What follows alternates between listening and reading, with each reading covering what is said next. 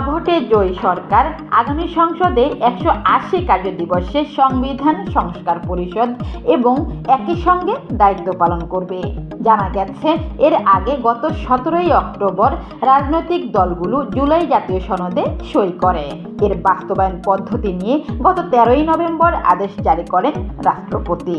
আদেশে বলা হয়েছে, গণভোটের ফলাফলের ভিত্তিতে 180 কার্যদিবসের মধ্যে সংবিধান সংস্কার করবে, পরে পরিষদ বিলুপ্ত হবে। জানা গেছে, নির্বাচনের পর 180 দিন অন্তর্বর্তী সরকারই ক্ষমতায় থাকবে। নির্বাচনের পরপর নতুন সরকারের কাছে ক্ষমতা হস্তান্তর করবেন তারা। একাদশ জাতীয় সংসদ মোট 232 কার্যদিবসে সংসদ চলে। অন্য সংসদও 200 থেকে 250 কার্যদিবসে চলে। নির্বাচিত এমপিদের নিয়ে সংবিধান সংস্কার গঠিত হবে। এমপিরা একই সঙ্গে সংসদ ও পরিষদের দায়িত্ব পালন করবে।